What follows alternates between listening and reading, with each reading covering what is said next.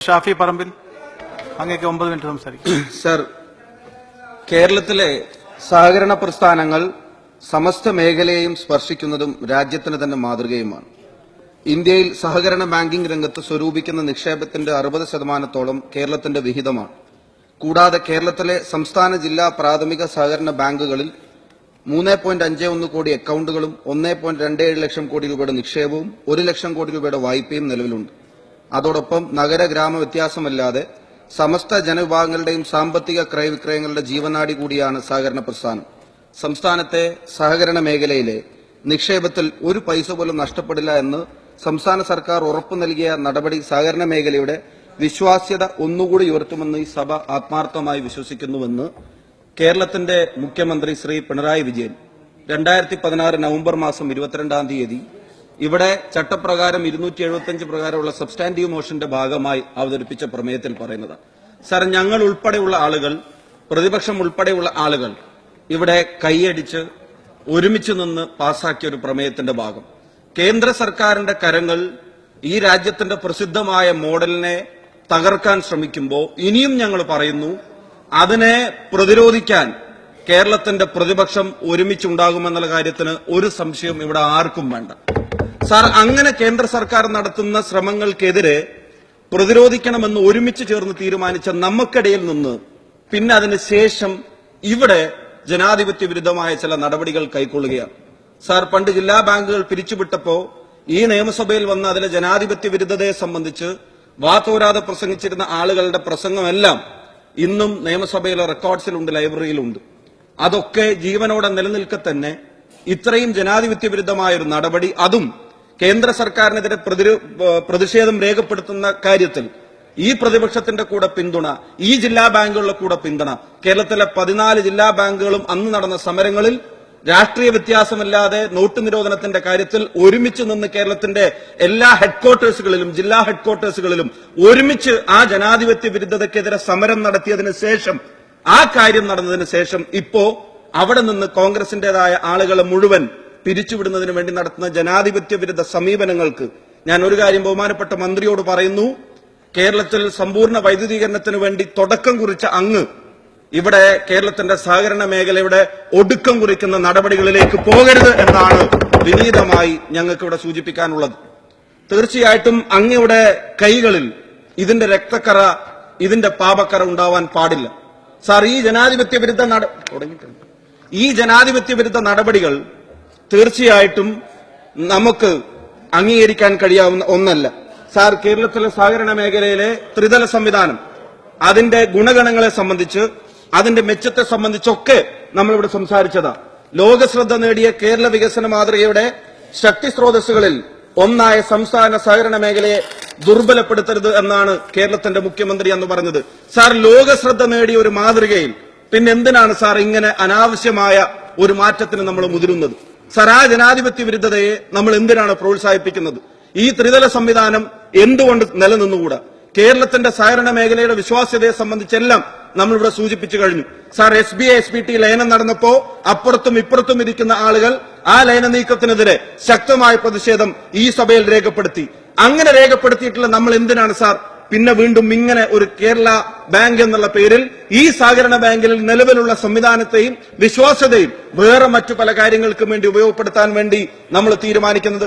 Sir, രണ്ട് ടേമിനധികം സഹകരണ മേഖലയിൽ പ്രവർത്തിക്കുന്ന ആളുകൾക്ക് അവസരം കൊടുക്കരുത് എന്ന് പോലും ഈ ഓർഡിനൻസിന്റെ ഭാഗമായിട്ട് വരുന്നു എന്നറിയാൻ വേണ്ടി സാധിച്ചു. സാർ, സഹകാരികൾ അവരുടെ രക്തവും ജീവനും നൽകിയാണ് ഈ പ്രസ്ഥാനങ്ങളെ കെട്ടിപ്പടുത്തത്. സാർ, അതിന് ടേം തീരുമാനിക്കാൻ കഴിയില്ല. സാർ, അമേരിക്കൻ പ്രസിഡന്റ് ഇലക്ഷൻ 2 തവണയാണ് അമേരിക്കയുടെ പ്രസിഡന്റ് പദവിയിൽ ഒരാൾക്ക് ഇരിക്കാൻ സാധിക്കുകയുള്ളൂ. അതിനുശേഷം അയാൾ മാറണം. CPIM തള്ളിപ്പറഞ്ഞിട്ടുള്ള അമേരിക്കൻ മോഡൽ കേരളത്തിന്റെ സഹകരണ മേഖലയിൽ നടപ്പിലാക്കാൻ ശ്രമിക്കുന്നത് ചില വ്യക്തമായ അജണ്ടകളോടുകൂടിയാണ് എന്നുള്ളത് എല്ലാവർക്കും മനസ്സിലാക്കാൻ സാധിക്കും. സാർ, ഞങ്ങൾക്കൊരു നിയന്ത്രണവുമില്ലാത്ത ഒരു സ്ഥാപനമാണ് ഊരാളുങ്കൽ സൊസൈറ്റി. കേരളത്തിലെ പൊതുമേഖലയിൽ നിരവധി നിർമ്മാണ പ്രവർത്തനങ്ങൾക്ക് നേതൃത്വം നൽകിയിട്ടുള്ള ആ സൊസൈറ്റി നമുക്കെല്ലാവർക്കും അറിയാം. സാർ, അവിടെ അത് തുടങ്ങിയ കാലം തൊട്ട് ഇന്നേ വരെ ഏറ്റവും ഉചിതമായി ഒരുപാട് ആളുകളെ ഉൾക്കൊള്ളിച്ച് തൊഴിലവസരങ്ങൾ വരെ കൊടുത്ത് മുന്നോട്ട് പോകുന്ന ആ സഹകരണ സ്ഥാപനം ഉൾപ്പെടെ നിങ്ങൾ ഈ പറയുന്ന ഓർഡിനൻസിന്റെ ടേംസിന്റെ പുറത്തേക്ക് വരേണ്ടി വരും. അപ്പൊ അതിനെ ഉൾപ്പെടെ കർമ്മധീരമായി നേതൃത്വം നൽകിയിരിക്കുന്ന ആളുകളെയൊക്കെ മാറ്റി സ്വന്തം ഇഷ്ടക്കാരെ പലരെയും അവിടെ സ്ഥാപിക്കാനുള്ള ശ്രമങ്ങളുടെ ഭാഗമായി ഈ ഓർഡിനൻസ് ദുരുപയോഗം ചെയ്യപ്പെടില്ലേ? സാർ, എന്തിനാണ് പിന്നെ അത്തരമൊരു ശ്രമം? സഹകരണ മേഖലയിൽ ഒരു നേട്ടം ഇവിടെ ഇപ്പോ MLA-മാരും മന്ത്രിമാരും MP-മാരൊക്കെ ഇരിക്കുന്നുണ്ടല്ലോ. നമ്മൾ 2 ടേം എന്നൊക്കെ പലയിടത്തും പറഞ്ഞു. അതിനപ്പുറത്തുള്ള എത്രയോ ആളുകൾ ഇതിനകത്ത് ഇരിക്കുന്നുണ്ട്. എത്രയോ ആളുകൾ കേരളത്തിന്റെ മുഖ്യമന്ത്രിയായിരുന്ന, കേരളത്തിന്റെ പ്രതിപക്ഷ നേതാവായിരുന്ന, അതുപോലെ തന്നെ ഇപ്പോ കേരളത്തിന്റെ ഭരണപരിഷ്കാര കമ്മീഷൻ ചെയർമാനിൽ ക്യാബിനറ്റ് പദവി പോലും കൊടുത്തിട്ട് നമ്മളിവിടെ ആളുകളെ കൊണ്ട് നിർത്തുന്നില്ലേ സാർ? അതുപോലെ സഹകരണ മേഖലയിൽ എത്രയോ വർഷങ്ങളായി ഇന്ന് ബഹുമാനപ്പെട്ട കൃഷ്ണൻകുട്ടിയേട്ടൻ ഇവിടെ പ്രസംഗിച്ചത്, ബഹുമാനപ്പെട്ട അംഗം ചിറ്റൂരംഗം പ്രസംഗിച്ചത് ഞങ്ങൾ കേട്ടു. അദ്ദേഹത്തിന് മറച്ചുവെച്ച് പറയാൻ കഴിയാവുന്നതിന്റെ പരമാവധി അദ്ദേഹം പറഞ്ഞിട്ടുണ്ടെന്ന, മനസ്സിലാവുന്ന തരത്തിൽ പറഞ്ഞിട്ടുണ്ടെന്നാണ് എന്റെ വിശ്വാസം. കാരണം ഈ മേഖല നിലനിൽക്കണമെന്നുള്ള ആഗ്രഹം കൊണ്ടാണ്. സാർ, അങ്ങ് ഈ ഒരു ശ്രമത്തിൽ നിന്ന് പിന്മാറണം. കാരണം സഹകരണ ബാങ്കിന്റെ സംസ്ഥാന അധ്യക്ഷ പദവിയിൽ ഇരുന്നിട്ടുള്ള ഒരാൾ പിന്നീട് മന്ത്രിയായിരിക്കുമ്പോ ആ ബാങ്കിന്റെ പ്രത്യേകതകളും അതിന്റെ പ്രാധാന്യവും അറിയാവുന്ന ഒരാളിൽ നിന്ന് ഇത്തരമൊരു നടപടി ഒരാളും പ്രതീക്ഷിക്കുന്നതല്ല.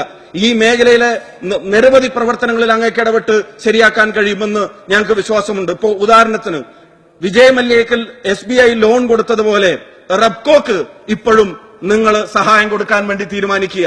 അതെങ്ങനെയാണ് തിരിച്ചു വരുന്നത്? അതെന്താണ് ഇതിന്റെ ഈ സഹകരണ സ്ഥാപനങ്ങൾക്ക് അതിന്റെ മേലുണ്ടാവുന്ന ബാധ്യതകൾ എന്താണ് എന്നുള്ളതൊക്കെ പരിശോധിച്ചിട്ടാണോ അങ്ങയുടെ നടപടി എന്നൊക്കെ ഞങ്ങൾക്ക് അറിയാൻ വേണ്ടി താല്പര്യമുണ്ട്. സാർ, കേരളത്തിലെ KSRTCയെ സംബന്ധിച്ച ഒരു വാക്ക് ഞാൻ ഒറ്റ കാര്യം സാർ പറയാം. ഒരുപാട് പാലക്കാടിന് മെഡിക്കൽ കോളേജ് ഉൾപ്പെടെ, IAS അക്കാദമി ഉൾപ്പെടെ, സിന്തറ്റിക് ട്രാക്ക് ഉൾപ്പെടെ, സിന്തറ്റിക് ഫുട്ബോൾ ടർഫ് ഉൾപ്പെടെ ഒരുപാട് വികസന പ്രവർത്തനങ്ങൾ പാലക്കാട് നടപ്പിലാക്കാൻ നമുക്ക് സാധിച്ചിട്ടുണ്ട്. പക്ഷെ ആ ഒരു KSRTC ഡിപ്പോയുടെ ഒരു പുനർനിർമ്മാണം തുടങ്ങാൻ പോലും സാധിക്കാത്ത തരത്തിൽ സാങ്കേതിക കുരുക്കുകൾ അതിനെ വലയം ചെയ്യുന്ന അവസ്ഥ അതിദയനീയമായ സാഹചര്യമാണ്.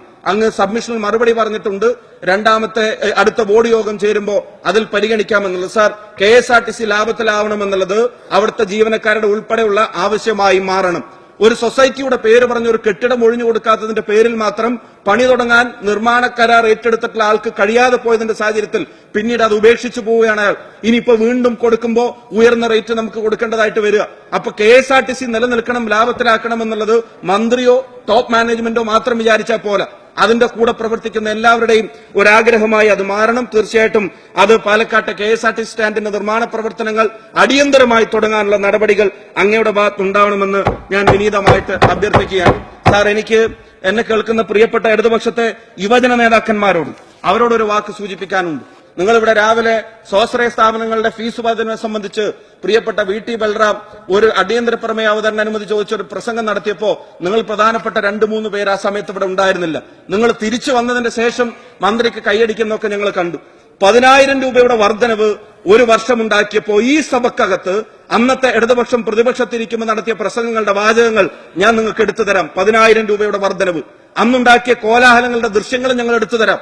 അന്ന് ആ വർധനവിനെതിരെ ഇത്രയും വലിയ ബഹളങ്ങൾ ഉണ്ടാക്കിയിട്ട് ഒറ്റയടിക്ക് 6 ലക്ഷത്തിലധികം രൂപ വർദ്ധിപ്പിച്ചിട്ട് അതിനെതിരെ ഒരു വരി പ്രതിഷേധം പോലും നിങ്ങൾക്ക് കൊണ്ടുവരാൻ സാധിക്കുന്നില്ല എന്ന് പറയുമ്പോൾ നിങ്ങൾ ഒരു കാര്യം ശ്രദ്ധിക്കുക. ഇപ്പോഴത്തെ SFI-ക്കാരും DYFI-ക്കാരും മുദ്രാവാക്യം വിളിക്കുന്നത് M സ്വരാജിന്റെ വേണ്ടിയോ ഷംസീറിന്റെ പേര് പറഞ്ഞോ TV രാജേഷിന്റെ പേര് പറഞ്ഞോ രാജേഷിന്റെ പേര് പറഞ്ഞോ അല്ല. പേര് പറഞ്ഞ് മുദ്രാവാക്യം നിങ്ങൾ നിഷേധിച്ചിട്ടുണ്ടോ ഇല്ലയോ എന്ന് എനിക്ക് അറിഞ്ഞുകൂടാ. പക്ഷെ ഒരു കാര്യം ഞാൻ പറയുന്ന, അവരിപ്പോ മുദ്രാവാക്യം വിളിക്കുന്നത് ടൊവിനോ തോമസിന് വേണ്ടിയും നിവിൻ പോളിക്ക് വേണ്ടിയും ദുൽഖർ സൽമാന് വേണ്ടിയുമാണ്. കാരണം ഇപ്പൊ പ്രകടനം നടക്കുന്നത് മുഴുവൻ മെക്സിക്കൻ ഭാരത് റിലീസ് ചെയ്യുമ്പോഴും സഖാവ് റിലീസ് ചെയ്യുമ്പോഴും CIA റിലീസ് ചെയ്യുമ്പോഴുമാണ്.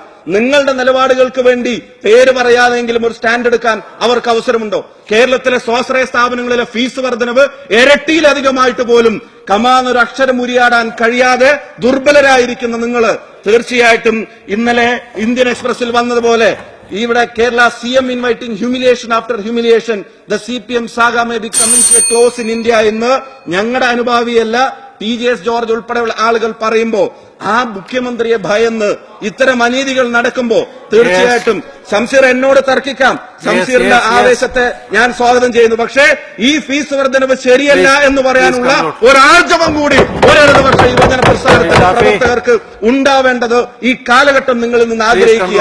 അവിടെ ഭരണവിലാസം നേതാക്കന്മാരായി ഈ യുവജന സംഘടനയുടെ നേതാക്കന്മാർ മാറാൻ പാടില്ല എന്ന് ഞങ്ങൾ വിനീതമായി പറയുന്നു. സാർ, വാണാക്രായ് റാൻസം വെയർ എന്ന് പറയുന്ന ഒരു വൈറസ് അത് ലോകത്തെ ആകെ ബാധിച്ചുകൊണ്ടിരിക്കുകയാണെന്ന് പറയുന്നു. സാർ, ആ ബാധിക്കുന്ന വൈറസ് കേരളത്തിലെ ഗവൺമെന്റായി കേരളത്തിലും ബാധിച്ചുകൊണ്ടിരിക്കുക. സാർ, നിങ്ങൾ പ്രതീക്ഷിച്ചിരുന്നോ കേരളത്തിലെ മുഖ്യമന്ത്രിക്ക്, സാർ ഞാൻ അവസാനിപ്പിക്കുക, കേരളത്തിലെ മുഖ്യമന്ത്രിക്ക് ഇത്രയും ഉപദേശികളുടെ ആവശ്യം വരുമെന്ന് നിങ്ങൾ ധരിച്ചിരുന്നോ? കേരളത്തിന്റെ ഏറ്റവും സീനിയറായ ഒരു പൊളിറ്റീഷ്യൻ ഒരു സ്റ്റേറ്റ് ഭരിക്കുമ്പോൾ ഇത്രയും ഉപദേശകർ ചുറ്റുവട്ടത്തുണ്ടെങ്കിൽ മാത്രമേ ഈ സ്റ്റേറ്റിന്റെ അഡ്മിനിസ്ട്രേഷൻ നടത്താൻ സാധിക്കുകയുള്ളൂ. നിങ്ങൾ ധരിച്ചിരുന്നോ MK ദാമോദരന്റെ കേസിൽ ഇങ്ങനെ ഒരു തിരിച്ചടി ഗവൺമെന്റിന് ഉണ്ടാവുന്നു? നിങ്ങൾ ധരിച്ചിരുന്നോ EP ജയരാജൻ എന്ന മന്ത്രി ഈ ഗവൺമെന്റ് അധികാരമേറ്റ് മാസങ്ങൾക്കുള്ളിൽ രാജിവെച്ചൊഴിയേണ്ടി വരുമെന്ന്? നിങ്ങൾ ധരിച്ചിരുന്നോ AK ശശീന്ദ്രൻ എന്ന ഒരു മന്ത്രിക്ക് ഈ ഗവൺമെന്റിന്റെ കാലഘട്ടത്തിൽ സ്ഥാനം നഷ്ടപ്പെടുമെന്ന്? സാർ, നിങ്ങൾ വിചാരിച്ചതുപോലെയാണോ ഈ ഗവൺമെന്റ്? ഇടതുപക്ഷത്തെ യുവജന വിദ്യാർത്ഥി നേതാക്കന്മാർ ഉൾപ്പെടെ ഞാൻ ചോദിക്കുന്നു, ഇടതുപക്ഷം വന്നാൽ എല്ലാം ശരിയാകുമെന്ന് വിശ്വസിച്ചിരുന്നവർ. സാർ, ഞാൻ അവസാനിപ്പിക്കുക, 2 മിനിറ്റൊക്കെ എല്ലാവരും കൂടുതൽ എടുത്തിട്ടുണ്ട്. ഞാൻ അവസാനിപ്പിക്കുക. നിങ്ങൾ ധരിച്ചിരുന്നോ ജിഷ്ണു പ്രണോയുടെ കേസ് ഈ ഗവൺമെന്റ് ഇങ്ങനെയാണ് കൈകാര്യം ചെയ്യുക?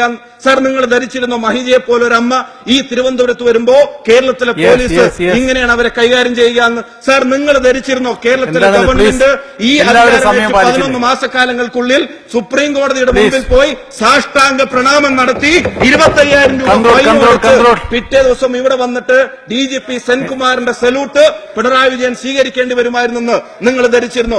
സാർ, മൂന്നാറിലെ കേസ്, സാർ അതുപോലെ തന്നെ ലോ അക്കാദമിയിലെ കേസ്, സാർ ഉപദേശകന്മാരുടെ കോടതിയിൽ ഫൈൻ. സാർ, ഞാൻ അവസാനിപ്പിക്കുന്നു. അരുവില, അതുപോലെ തന്നെ ക്രമസമാധാനം. സാർ, സ്ത്രീ സുരക്ഷയുടെ പേര് പറഞ്ഞ അധികാരത്തിൽ വന്ന ഒരു ഗവൺമെന്റിന്റെ കീഴെ വാളയാറിൽ ഒരു വീട്ടിലെ 2 പെൺകുട്ടികൾ 52 ദിവസത്തിനകത്ത് കൊല്ലപ്പെട്ടത് പോലീസിന്റെ വീഴ്ചയുണ്ടെന്ന് കമ്മീഷന്റെ ചെയർമാൻ കേരളത്തിലെ ജനങ്ങളുടെ മുമ്പാകെ പറയേണ്ടത് കേൾക്കേണ്ടി വരുമായിരുന്നു.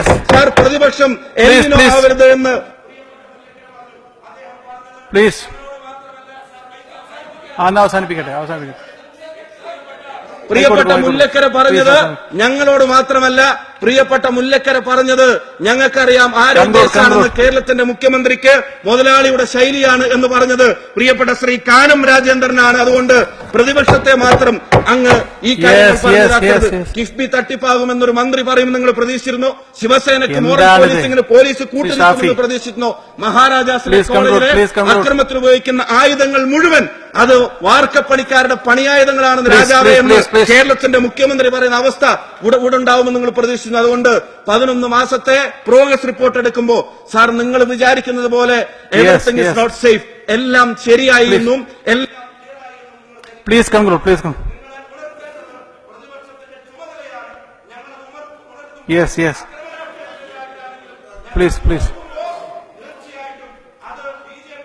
എന്താണിത്? 4 മിനിറ്റായിന്ന്. ഇല്ല, അങ്ങനെ പോകാൻ പറ്റില്ല. Please. Brief is beautiful. Yes.